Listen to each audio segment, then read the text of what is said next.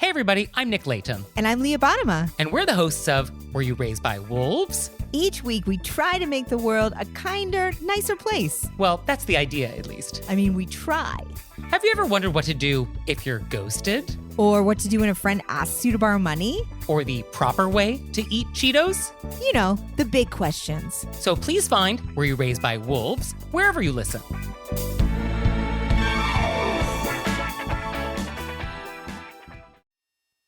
This episode is brought to you by 100 Bogart Street.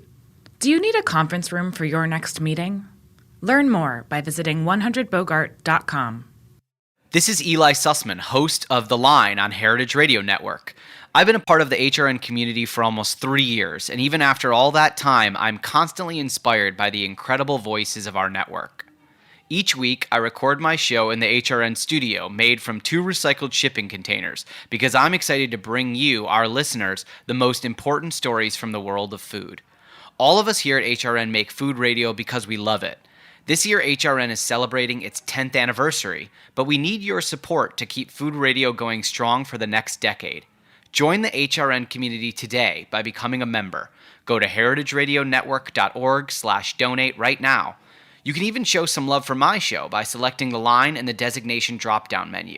Thanks for listening to HRN.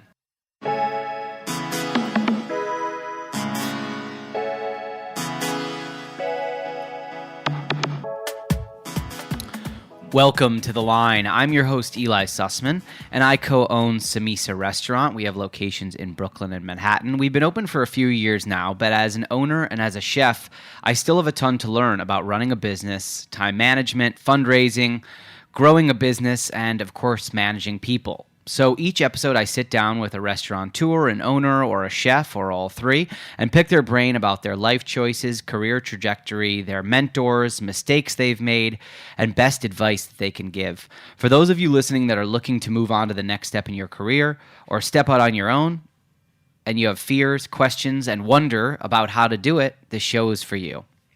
Working the Line is about being singularly focused on the food, respecting the product as it comes in, the mise en place as it's created, the pickups, the kitchen coordination of firing dishes off different stations in tandem. It's about working as part of a team and producing the best quality dishes dozens, even hundreds of times each service.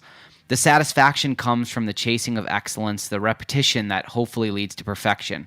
And managing all of this chaos are the chef de cuisines, the executive chefs of the world. But for them, it can't only be a focus on the food. In this role, you must act as a physical and mental therapist, a coach, a mentor, a motivator. You're also sort of an accountant. You got to manage the books, and you're a director and a producer. Basically, you have to do it all.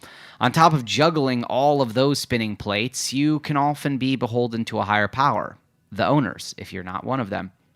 It's a high-pressure position in any restaurant, but is it more difficult when you work for a larger organization? Does a larger infrastructure contribute stability or make the job more complex? Today's guest is Jordan Terry, the executive chef of Dirty French. Welcome. Hi. Dirty French is a French bistro located on the Lower East Side. It's created by major food groups Mario Carbone, Rich Teresi, and Jeff Zelaznik. If you don't know who these guys are, they are behind many, many restaurants. You were just saying before we went on air that there's 18 properties now. So there's something like that. Yeah. There's Carbone, Santina, The Grill, Sadelle's, Parm. They're all mostly fancier restaurants. Parm is fast casual. It does sandwiches. In your role, you manage a team of 70, and you focus on all aspects of what makes a successful operation. So we're talking about the restaurant hitting its goals, overseeing budgets, food and recipe development, and also paying attention to labor costs. Jordan, you grew up in Florida, and you got a degree in food science and human nutrition at the University of Florida.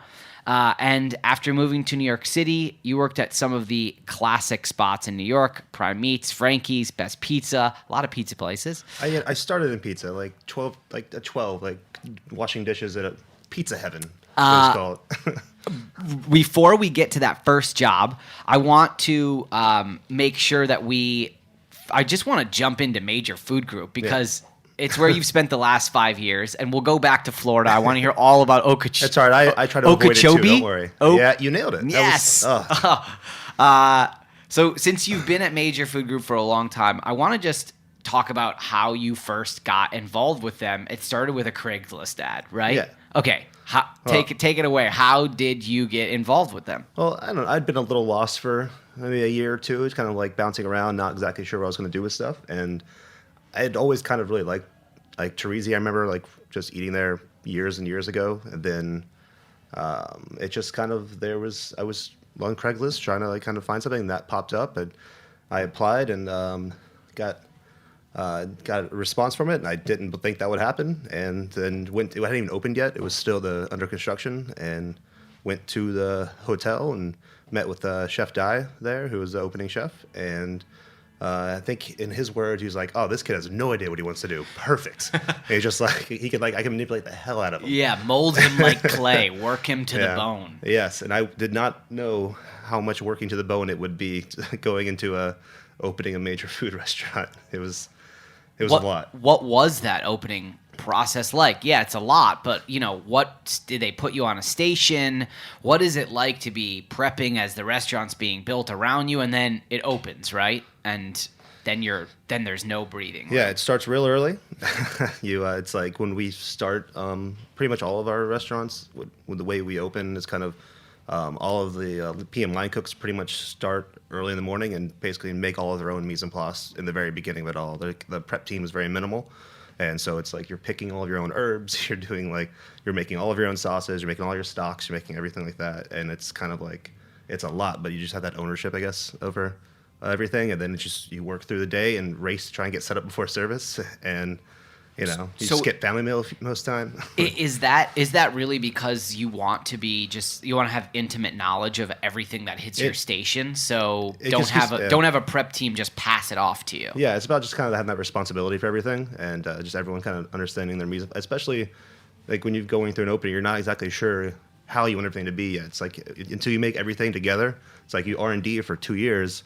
And you make all these dishes, and it's like, this is really good, this is really good, this is on concept, great. And then you start putting them all together, and you're like, why do we have 3 of these steaks with butter sauce? Like, and then you just kind of like, you kind of clear it out, and everyone starts really idealistic with how you want to do your picks. It's like, oh no, this will all be a la menu, this will be like this, and it's like, and then tickets start coming in, and things change quickly. And totally, you realize that maybe you don't want to just fire every single thing to order, right? It would be nice if you could buy yourself a little bit of time with certain pickups. There's a wisdom to it to balancing all those things out. Let's not make every pan sauce from scratch on the line at the exact same moment. And even just the setup of your kitchen, it's like we didn't have it's like setting up another pass or something like that. It's just, you don't know what you're going to need until you kind of get in there. That's the fun part about setting up a restaurant. Did you find when you came into Dirty French that there were, you try to think about everything before you open, right? But did you find that there were configuration problems in the kitchen? A million things. Yeah, this is like, we need this table doesn't make any sense here. It doesn't work at all. Or like, it's we're trying to expo straight from the past, but it's not set up. So it's not set up like an island style. So it's like, it's just jammed up, and there's expo and runners like behind the chef, and not happy. Yeah. There's always those kind of moving fridges, problematic moments where you think of everything, and then you realize that you're going to open in 3 days, and you have to go back to the drawing board on so many things. Let's rewind a little bit. You're from Florida. Yeah. You grew up and sort of near the water, but actually inland a little bit by a lake, which is a pretty famous lake. Well, people have heard of it. Definitely, it's big in Florida. Yeah, very big in Florida.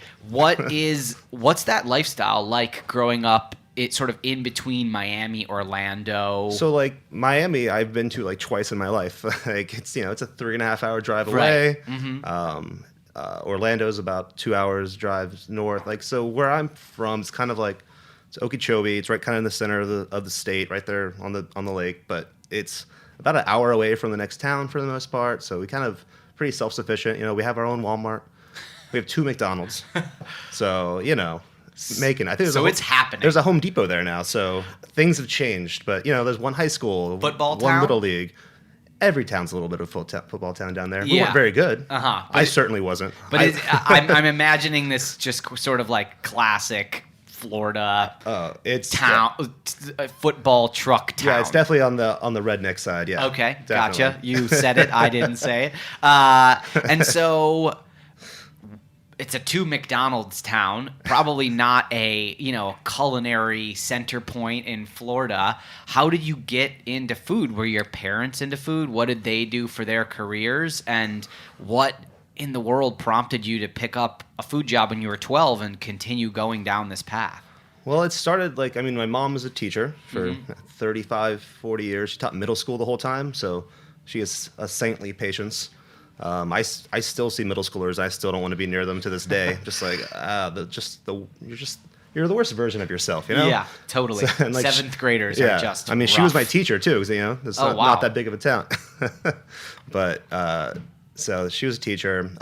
My dad was a corrections officer. He worked at the sheriff's department, and then my stepdad was a musician. So he traveled around a lot, doing he'd play in casinos and stuff in Mississippi and stuff like that. Then he'd play at resorts in Georgia and Captiva, and he kind of did that The riverboat. Yeah, that kind of stuff. Vibe, yeah, okay. Yeah, and that was what he did.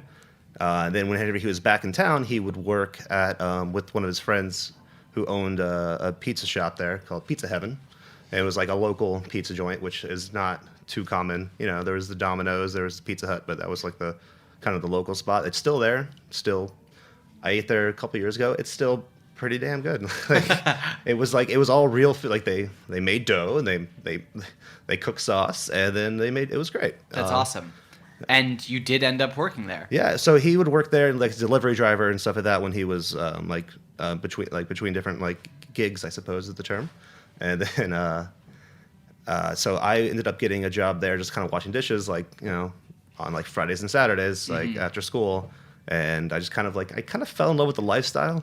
Just there's kind of just there's a camaraderie in kitchens that is really unique, I think, to a lot of things, and it's everyone of all different kinds, all different kind of people are all together, different ages, different education levels, all kinds of things. People are so different, and they're all kind of doing the focus on one thing, and I really kind of enjoyed that aspect of it, and the lifestyle was great. A 12-year-old just living it up.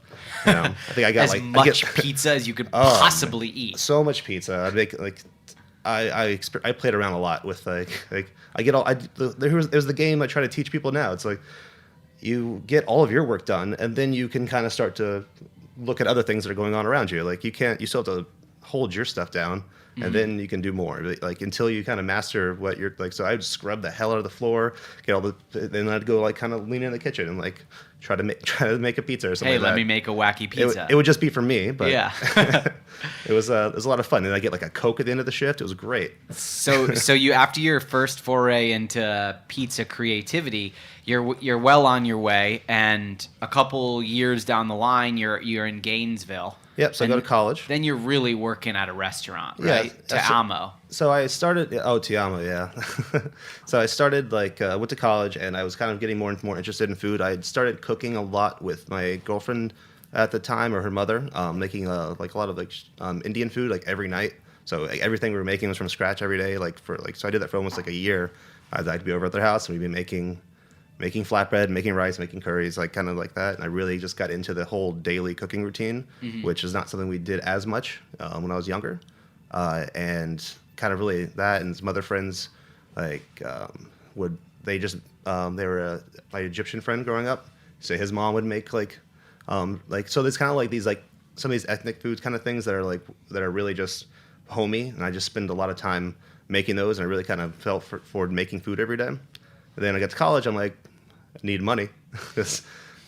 So I kind of try and find, I'm cooking for friends, stuff like that. It's so much easier when you're experimenting. I get stacks of cookbooks, and you're making food for so much easier to experiment, make food for 6 or 8 people than it is to make for 2. So I would have I had part people would come over, and so I'd bring $10. It's we're all broke. Yeah. And so I started kind of looking for jobs, and I got one at a really bad cafe in in a museum on campus. Did that for 2 months, and it was obviously not very good. But I ended up having a really nice dinner, and that, and it just kind of blew my mind. Just having a really we went out to a dinner with my girlfriend at the time, and just had this really awesome braised lamb and potato gratin. It was just something I was like, how do they make braised lamb? It's like, it takes so long to make. And it's just like, that's how stupid I was. But, and then I kept asked the manager, and the manager was like really concerned. And I was like, can I get a job here? And he's like, he sent me down to, they had 2 restaurants in the town. He's like, just go, stop by there. Just like, go interview, talk to him. And I was like, okay. And then like a couple days later, I left the cafe, and I was still like, it's not New York City, so like I'm in my car, so I still have like my Crocs on and like a dirty shirt. And it's like, so I roll into the restaurant like, and then ask about, I'm here to like an interview or something. They're like, oh, you here to trail? I'm like, yes, I know what that term means. And then I just ended up working that night and like cleaning shrimp for like 4 hours, and like I just totally like bamboozled my way into it. And they were like, some guy showed up in a porter shirt, make him do something. You know what? Like, have him clean shrimp. I do the same thing to this day. So, if they're breathing, you put them on a trail, right? Let's see if it works. Yeah, right? exactly. Oh, you need a job? All right, we have a task that you can do repetitively for the next 4 hours. See if you can handle it. And if you can do that, you can. If your brain can survive that, you'll be all right. So, at this point, you're kind of, you have a job because you need money, and you're in college. Well, that's the only reason I have a job. And are you actually really framing this as, I can build this into a career, or are you not really thinking that far ahead? So I wasn't too sure about what I wanted to do. Still with college, stuff like that. I really enjoyed cooking, and I kind of at some point, like I was going to school like in the mornings and working nights, and it's like, I remember like in your graduation, it's like I couldn't wait to only work full time. I was like, that's gonna be the dream, to only have to work. It's gonna be awesome. Like, and I just kind of eventually just kept doing it. And then I was like, I think I'm just gonna keep. Like, I just really and I loved the like would me and my now fiance, we would come to like the city when I was still probably 19, probably the first time, and we'd come here for like a weekend. Like I'd basically skip school Monday, so we'd leave like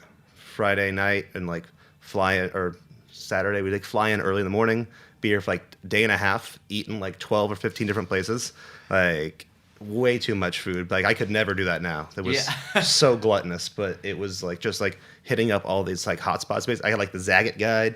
It was great. And I was like, it's like had the map open, and just like at one restaurant, about to go to another one. You were doing extensive R&D. I wanted to know what the standards were. Like, what is good? What is a great potato soup? Like, I needed to kind of like get that kind of like that North Star. Yeah. For like what a restaurant can be. To this day, does anything really resonate with you? Like, did you go into a specific place and say, oh my God, I can't believe that I'm eating a X for the first time. This is insane. I remember we went to Per Se one time. It was it was like middle of the afternoon. We were already eating in like we'd already eaten 3 places for lunch.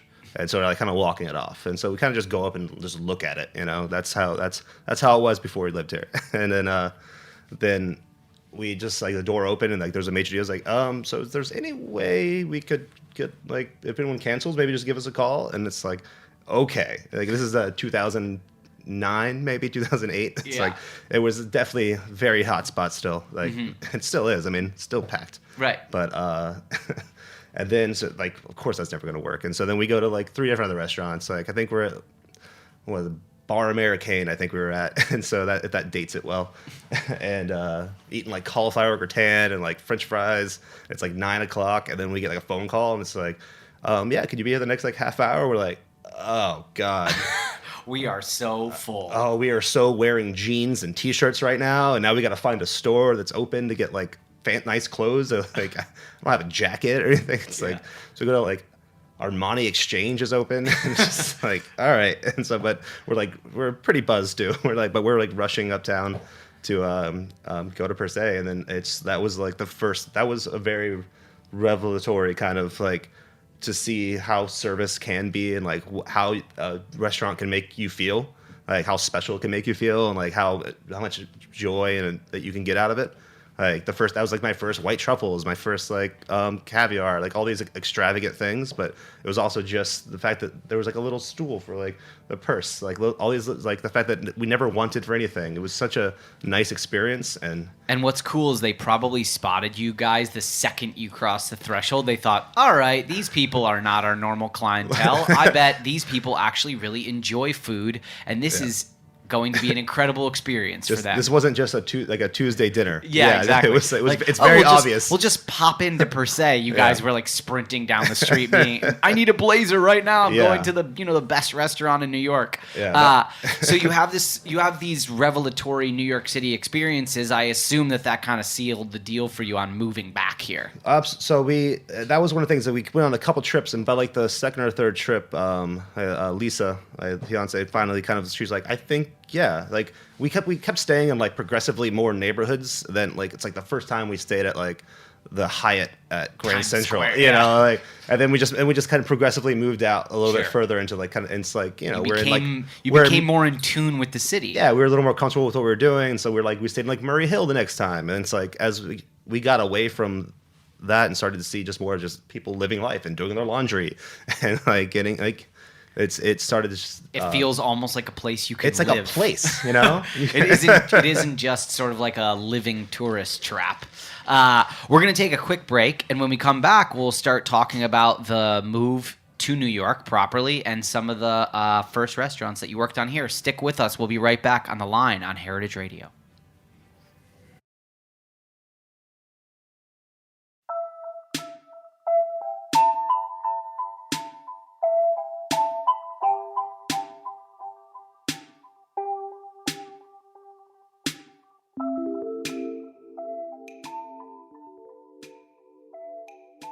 This episode is brought to you by 100 Bogart, a new building in Bushwick, Brooklyn that provides offices, co-working, event spaces, and a brand new podcast recording room.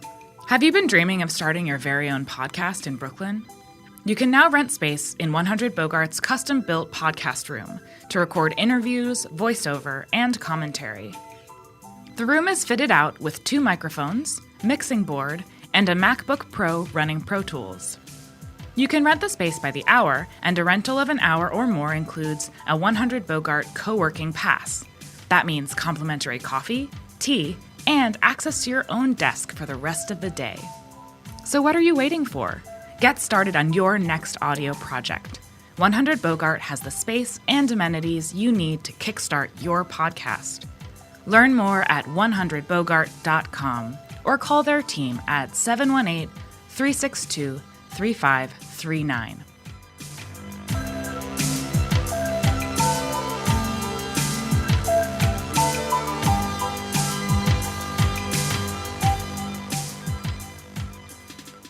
Welcome back to The Line here on Heritage Radio. If you're just joining us for the second half of the show, I'm joined here by Jordan, and he is the chef of Dirty French on the Lower East Side.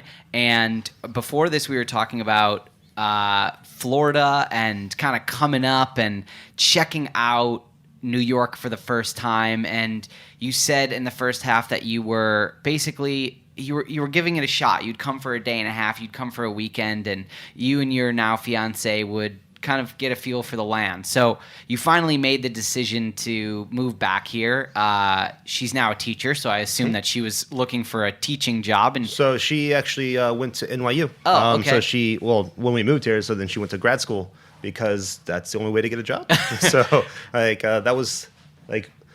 she did like a master's program in like 1 year. It was like a lot. It was so much. So her path is set. She's going to be a teacher. She goes to NYU, and you do what cooks do when they come to New York. You set up some trails. So you set up one at Tabla, one at Sambar, and one at Polino's. And what happens? So I mean, I trail all of them. They're all great. Like Tabla. I mean, unfortunately, Tabla closed not too long after that, but that was a very special restaurant. I think that was the first big clean super clean, tight, white, bright lights, huge space. I don't know if you've ever been to that space. Mm-mm. Over there. It's the one. It was right next to where EMP is now, and it was just an amazing space, and like they had an entire closet of just spices, and like they had scales like in the room like that. It was like the lines were huge, like 15 people maybe on the line. Like it was that old kind of French one with the one that passed at the very beginning, and then all the lines kind of perpendicular to it, and everyone's kind of walking all their stuff up like that. Yeah. And it was a really fun trail, and the chefs were really kind. And so I trailed there. I trailed at Sambar, which was like, I remember that was the first place I trailed, like the day after I got here. Like I flew in, and first thing they had me do was juice a case of oranges, and I was like, I just left Florida. This is exhausting. Like, I'm no interest in that. But at that space is like that basement space. You have to like kind of tilt your head down. You have to really squat to get around in there. But that was a really like they were like really aggressive kind of like focused kind of a cooks. They were really like focused on everything they were doing and very serious about all of it. And I don't know if I was ready for that yet. I was not. I wasn't prepared for that kind of a thing yet. It was a really nice trail, but that one wasn't. I don't think it was right for me yet. And then trailed up Polino's, which is kind of what I'd been wanting to work because of Nate Appleman and the whole like working with whole animals and things like that. I had done that in college. We had there's like because it's an ag school, so there's a whole program for animal husbandry and stuff like that. And there's also like a slaughterhouse butcher program for teaching people how to do that. So so I'd used to go there every couple weeks and break down like a pig or a cow or something like that. It was great because it was a school, so if I messed it up, it didn't matter. It was great. Well, your degree is in food science and human nutrition, so Yeah. I assume that you covered some aspects of just like what a dietitian would have to learn and some general chemistry, and then Yeah, so I focus on the food science aspect of it. You kind of you kind of focus on one of the two. It's like basically it's one is before it gets to your body, one is when it hits your body. So it's kind of like that's and I focus more on the food science aspect of it. So it was a lot of chemistry. It was mostly chemistry and way more math than I ever wanted to do. That snuck up on you. Oh, yeah, God, that really creeps in there. That made it really hard. Like especially once I'd like decided I'm gonna be a cook. Like it made that senior year was hard to finish. But my mom, the degree is on the wall at home. My mom's happy. There you go. Good.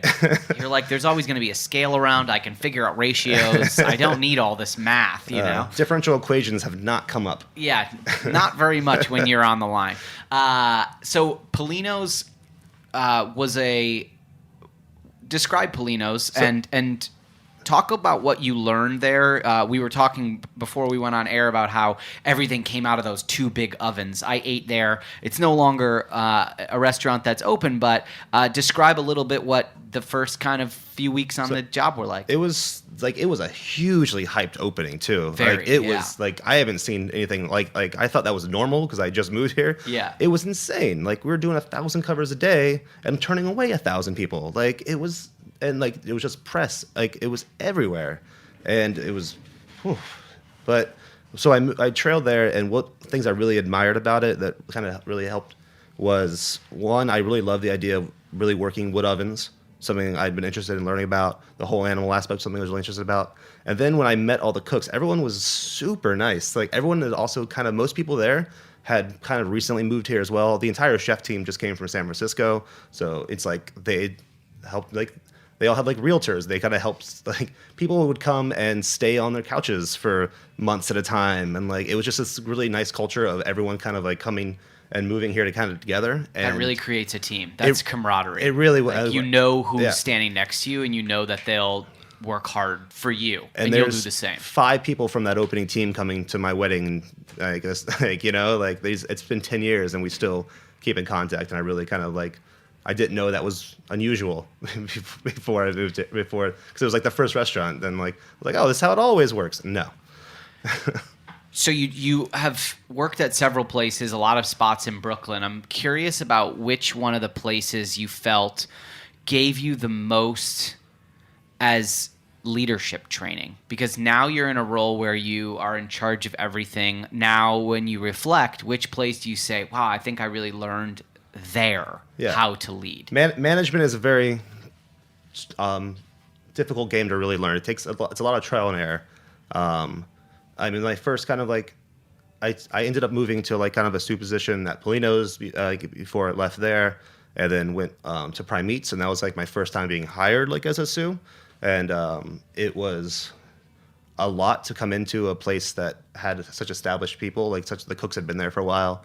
So to kind of like softly like get into it was like definitely a big learning thing. And then after that, like a lot of the smaller places, you learned a lot of really how important it is to be like very clear and specific with everyone individually, because like the small places, like personalities really matter in a small place. Like you can't have this like big swinging like raw aggressiveness in like a place, an open kitchen with 3 cooks. It's so you learn a lot more like subtlety and how to kind of get people to get what you need out of them without the aggressiveness of that you often find in a lot of larger kitchens. And I think that's just a result of it's too large. It's like it has to be really direct, and really there's no time for that kind of when there's 15 other cooks on the line. But Prime Meats was a great spot because the chef Antonio there was really good. Like kind of like he would allow me to kind of just like fostered an environment where he wasn't like telling me what to do. He just like would allow me to even make mistakes or to figure things out, like, and kind of coach from there instead of like trying to like directly explaining how to do something. He kind of just gave the environment to explore with that.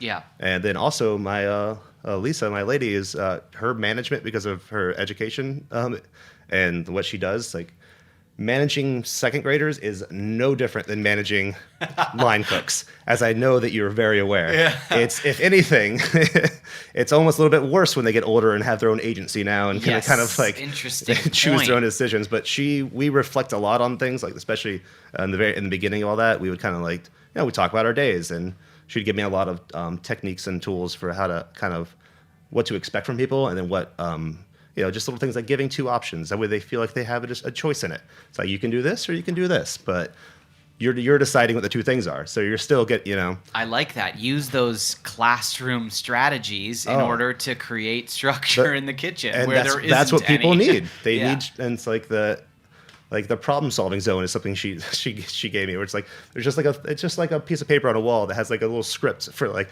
I'm sorry that I made you feel this way. It's just like and just like go to the problem solving zone, figure this out. Like so it's been a lot of that, but a lot of management I've gotten from her as well, and I just and trying things out.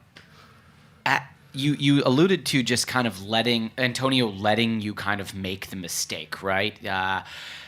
Do you now sometimes see people doing things and you give them the opportunity to go down a little bit as like as a way to show a corrective measure? If there's a situation where you can maybe describe how you react to someone when they're either doing something wrong or off in your kitchen, how do you address that? So it's really, everyone's a little bit different. Everyone has different kind of styles of learning, different things that kind of really work for them, and that just takes a lot of spending time with it. So if people are making a mistake or people mess something up, it's not something I freak out about, because that's going to happen. I understand that.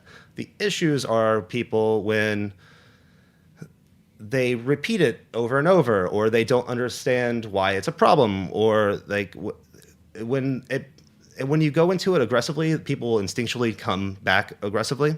So going into a little bit softer, like, and kind of like just having the conversation first, and then sometimes people don't react well to any correction. Sometimes people are eager for it. Sometimes some people need to be shown exactly what to do. Some people need to be kind of allowed to figure it out.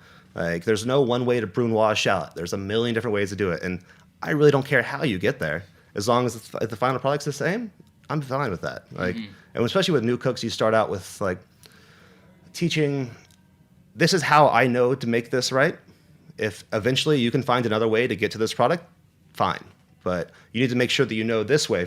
That way, when everything is going down around you, you can still get it done. Like, a lot of people will just out of just habit almost will like always try and change every little detail, and it's hard to understand. It's just, I think it's like hubris. I don't understand it. It's just like there is often a mindset that people can bring to a new job. Like, I have seen a lot, and I'm coming to this new job, and let me show you how I can do X, Y, Z. Or they come in with a certain sense of entitlement. I can do this very fast, and let me show you, right? And that can be really difficult as the leader. You're not only managing the restaurant, but you're managing all these personalities, and what you're trying to do is just create efficiency using a bunch of people's different ideas. Yeah, everyone balances each other out. Like when you have a good team, like when you have a really good team on and everyone's kind of vibing, everyone's like all the food's coming out smoothly. Like it is a great feeling to like. Totally. It's like whenever you get everyone together, but it's really tough to get there. And one of the things I also do is like our Sioux team has been there since the opening as well, which is very unusual for very unusual. Like so the our exec Sioux Karen, she was the opening hot apps cook. Our Sioux Soch, he was opening GM cook, and he got his ass kicked on opening. I mean, we all got our ass kicked, but he was. They had a special. They really had a special place in their heart for being on him hard.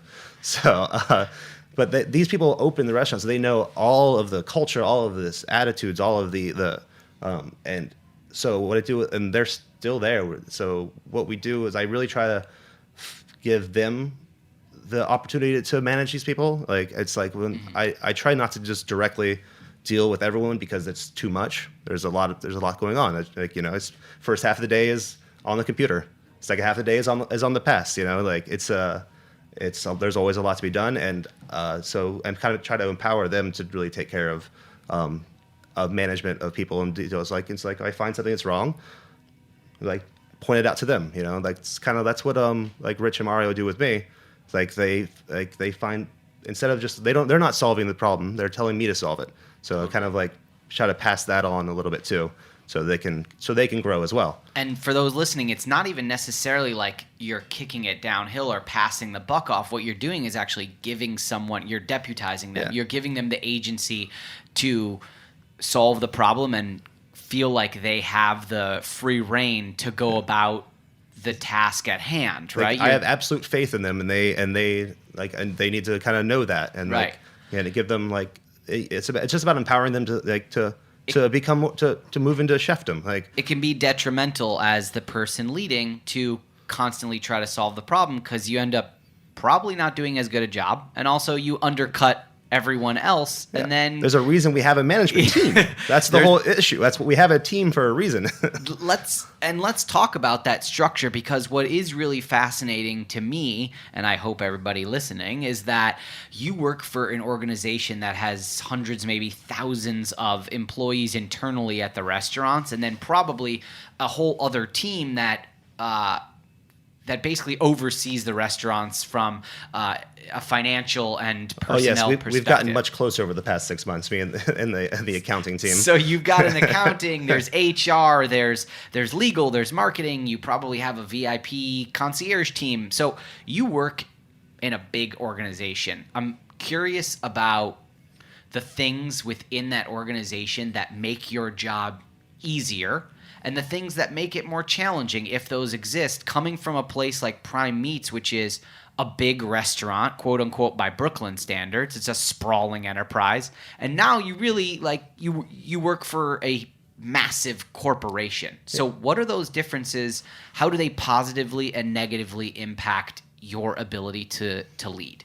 Like when we first started, when I first started with Dirty French, like I think HR, I wasn't even sure if there was an HR yet. Like this company's just grown so much so quickly, but it's been controlled growth, and it's been done well and done like wisely. I think like it's our corporate team now is really kind of running strong. Like we're getting some really, I think as we've grown as a company, we're getting people that are really fitting in well with this new growth. Like, opening up 375 really changed a lot for us, like as far as learning how to manage really large operations, because that was just 3 restaurants in one building. It's like all at once. Like, so it's really helpful. Like we have our director of purchasing I work with a lot, because we're always trying to work on making our inventory and our food costs, and trying to bring down purchases and things like that. So having that resource, and like she runs a team of like 3 other people, and she tries to like, she goes through things like, we just went through the linen order. She organized all the linen orders for the entire year before and tried to find, like, if we cut 5% here, 5% here, we're saving $25,000 a year, like that. Like, and having that for people that are wondering what this role is, essentially this is someone who's processing all the internal invoices, right? And then you're looking for price fluctuations, but based on your purveyors to find dollars. So yeah, exactly. That's what we do. That each restaurant kind of does that. Like we, our sous chef team actually does. We do the receiving and all the invoice management and stuff like that, and then we kind of run all those numbers and then send those off to corporate, and they go good job or bad, and then we adjust from there. But she kind of helps a lot about buying power and stuff like that. She kind of helps consolidate the restaurants, purchasing from companies, things like that, and then just having someone who can use Excel so much better than me. It is people who data input while talking. And it's like, what are you doing? Yeah. Like, this takes me hours. But so then she presents these tools basically. Like, these spreadsheets are just tools for us to use to make better decisions about how we run the business. Saves you time. So much time. So that's great. HR is huge help of dealing with any issues with people, and if they don't teach how to use Excel in culinary school, they should. And your first line cook job, an hour a day, they should teach you how to use it. They should say, one day you are probably going to be a sous chef and you're probably going to lead a kitchen. And guess what? You're going to sit at a computer all the time and it's going to suck. And it's exhausting. And you're going to be bad at it. It's so tiring. Yeah. It's like I ask can anyone, work the line for 8 hours. Exactly. Fine. Yeah. If you ask anyone, hey, you want to cook 100 steaks and 80 pieces of fish tonight, or you want to spend 40 minutes balancing invoices? I think anyone is gonna. It's like, I got some P&Ls for you. Let's check this out. The yes, the P&L. So the restaurant that you run is in a hotel. Yes. I am gonna guess that because it's in a hotel, you have some built-in clientele. It's also an MFG restaurant. It's busy. It's popular. It has a high price point, right? Someone who runs a restaurant that does the amount of volume and the covers and the alcohol that you do, some people might say, oh, he's on Easy Street. Like, they generate a lot of income, and he can order foie gras by the truckload. I'm curious, what are the challenges that you have from a P&L perspective, from a leadership perspective, even though, there might be great positive cash flow revenue coming in? What are your challenges still? Well, so we have a price point kind of that our restaurant operates at, and it's 5 years. It's been 5 years. So it's kind of like the guests are pretty much kind of defined what they're willing to spend, what kind of food they want. Like, we can always go higher, we can go lower. Like, we're in kind of a middle ground of some extravagance, some more humble stuff, like things that kind of like kind of a balanced price point. And like, I opened the grill and the pool, very different game of what we're selling. And it's like, and it's not about the quality is still the same, the technique is still the same. It's just about what products are we selling. We're not selling Dover soles, we're selling black bass. Like, we're not selling Snake River, like 100-day dry aged Snake River. We're selling just like a nice like 32 ounce Cote de Boeuf.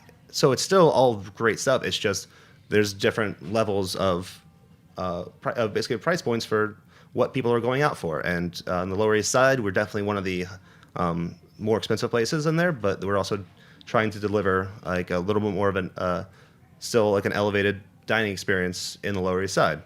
But it's been like we do some flaw. We do things like, one way that we kind of manage that is using the more expensive things kind of as little flourishes, and like instead of doing a side of morels, we'll just garnish something with a pile of morels. Like, it's like we can't. No one's coming to Dirty French to get a $25 side.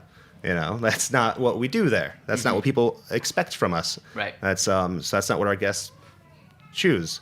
So sprinkling those kinds of things in there is kind of the extravagance. We do that, and that's kind of how we balance it out. It's like.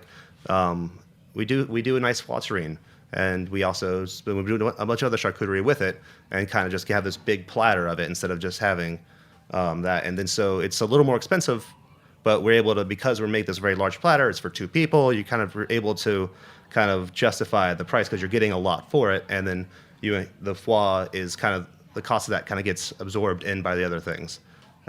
So that's kind of the way that we balance that out.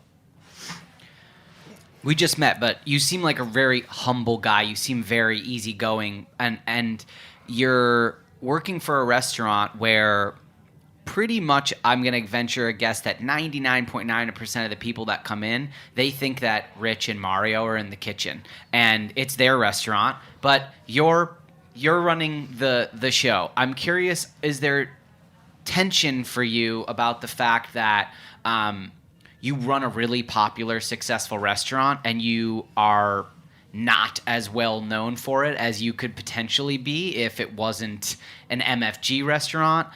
Do you care at all about that? And are there days when you do and days when you don't? For the most part, we're very involved, all of us together, especially spending all this time like R&Ding directly with Rich and Mario and Jeff and all that as we're opening 375. So we now have such much stronger relationships. So they're very much involved in it still. Like yeah, what they like to do, they like to come into dinner. That's really the biggest thing. It's like we have meetings every week, obviously with Rich and stuff like that, because that's Dirty French is more focused on Rich. That's more of his kind of thing. Like Mario is like they kind of like split it up a little bit. Like they're all involved in all of it, and they really help balance each other out. Like it's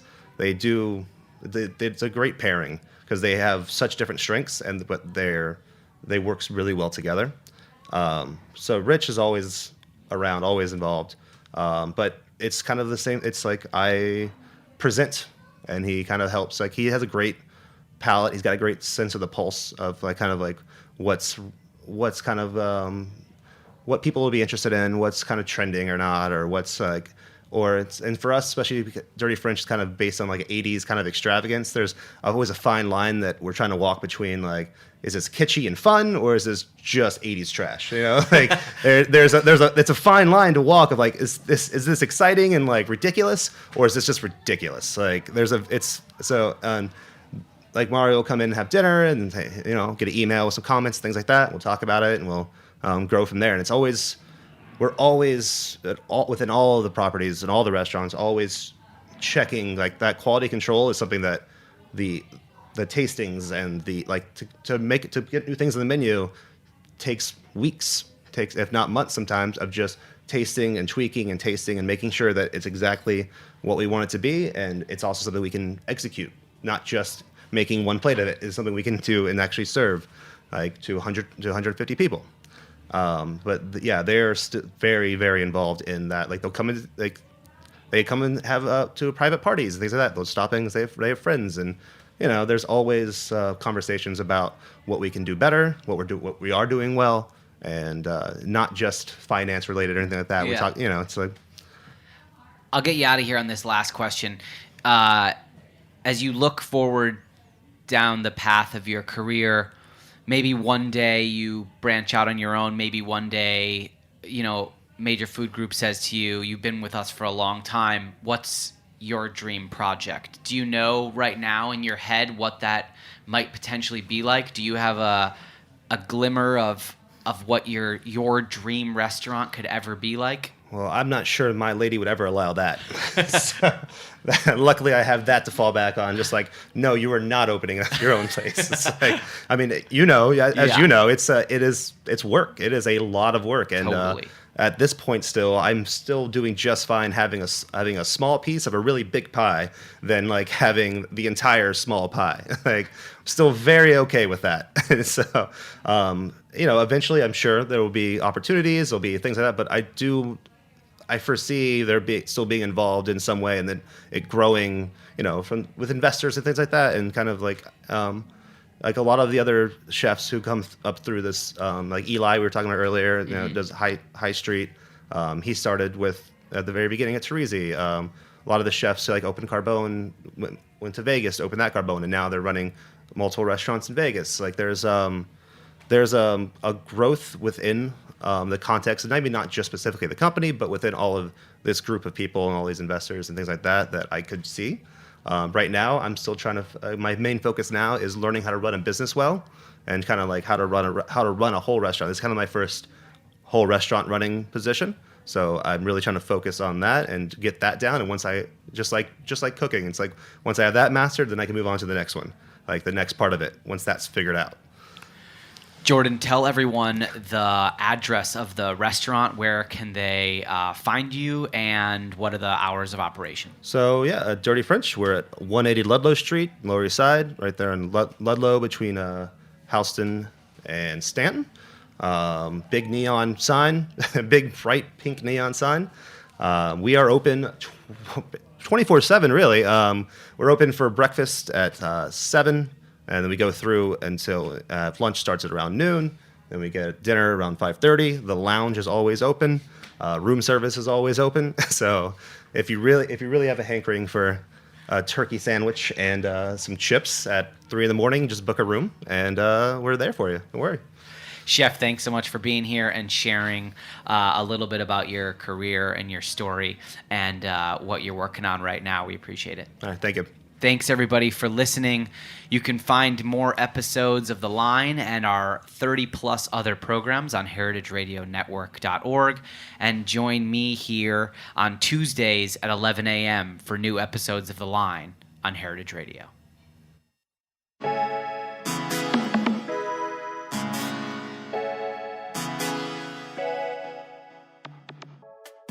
Thanks for listening to Heritage Radio Network, food radio supported by you. For our freshest content and to hear about exclusive events, subscribe to our newsletter. Enter your email at the bottom of our website, heritageradionetwork.org. Connect with us on Facebook, Instagram, and Twitter at heritage_radio. Heritage Radio Network is a nonprofit organization driving conversations to make the world a better, fairer, more delicious place. And we couldn't do it without support from listeners like you. Want to be a part of the food world's most innovative community? Rate the shows you like, tell your friends, and please join our community by becoming a member. Just click on the beating heart at the top right of our homepage. Thanks for listening.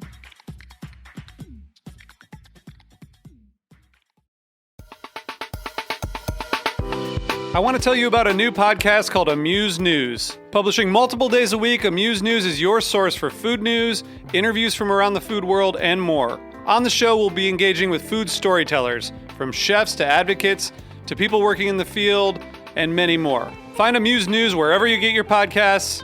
Amuse News is a destination for everyone who's looking for a new, insightful look into the world of food.